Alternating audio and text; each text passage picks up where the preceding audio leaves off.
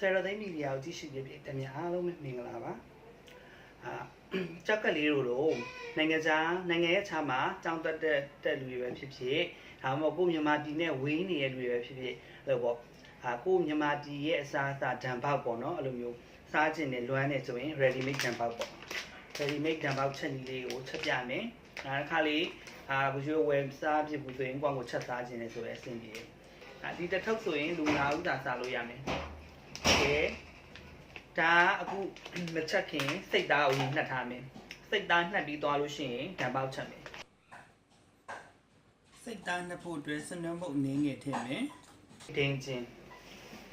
ကတော့ဘယ်ဒင်းချင်းပဲတုံးအဆင်ပြေပါတယ်ဒါကကြတော့မနေ့ကဈေးမှာမဝယ်လိုက်ရတာဖြစ်တဲ့အတွက်ဒင်းချင်းနဲ့နှက်မယ်ဒင်းချင်းနဲ့နှက်ချင်းအဖြစ်ဘာဖြစ်သွားလဲဆိုတော့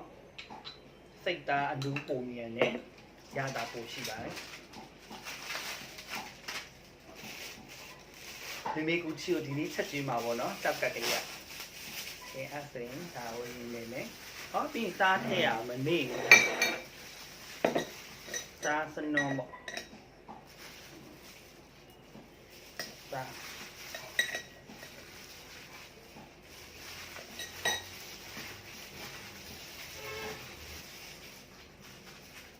ထားရင်နှက်ထားမယ်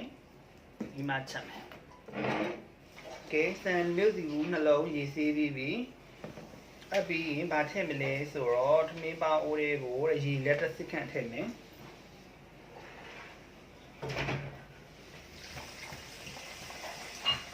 ပြီးရင်ထောပတ်ထည့်မယ်ပြီးရင်အရာတာမုတ်ထည့်မယ်ရွှေ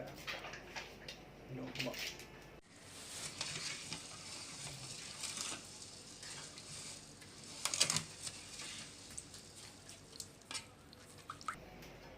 ဒါရင်ချက်ထားလိုက်မယ်โอเคစိတ်သားချက်မယ်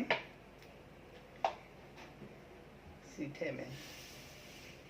ဟိုမှာဘူးတေးထည့်လိုက်ဒီတော့တည်းရထည့်ပါမယ်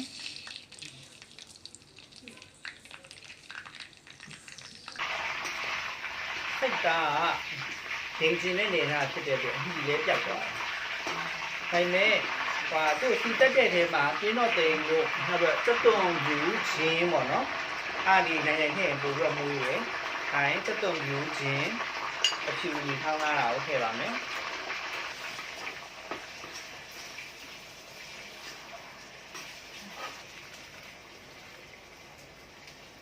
ကြောင်တင်မုတ်ထည့်ပါမယ်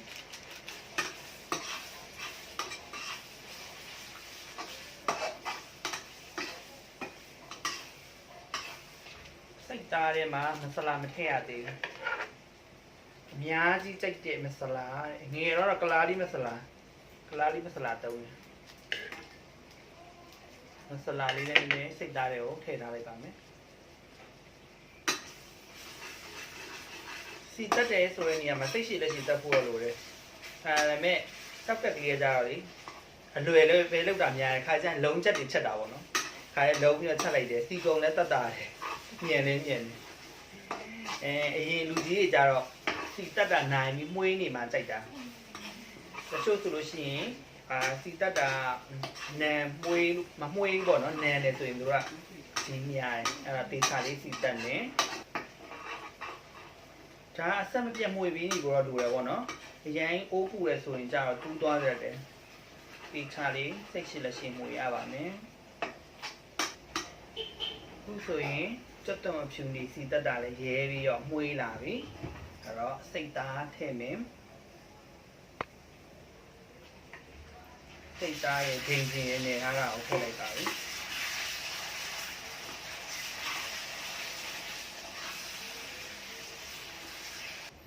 ဒီမှာ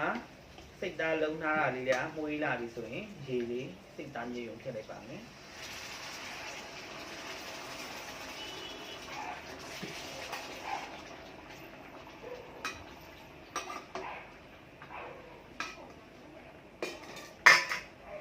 အုပ်ထားပါမယ်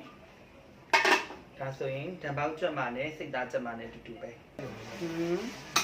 စိတ်သားဟင်းအားစီပြန်ပြီး နူးလဲနူးသွားပြီဆိုတော့ရပြီ စက်ကလေးကိုပါလို့ ချုပ်လိုက်တော့မယ်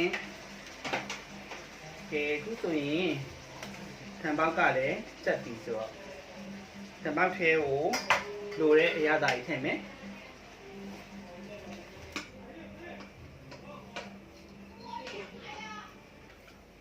မေမေရေခဏလေးရေချိုးပြီးစင်းခဲ့တော့စားလို့ရပြီဒီမေမေရေစားနေနော်သမီးမစားသေး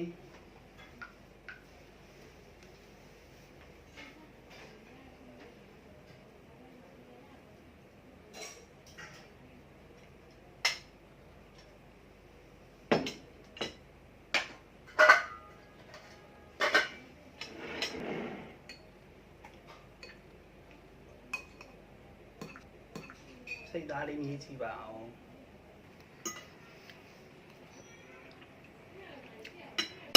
အထမောက်ရတော့လုံးဝမဟုတ်ဘူးကြံမနေဘူးကြောက်ကမှခီဝဲတဲ့ခေါက်ကဖာသမီးလည်းချက်လောက်ချက်နေတာပဲဟောင်းမမေလည်းပြစ်ပြောဘူးတော့သမီးစိတ်ကောင်း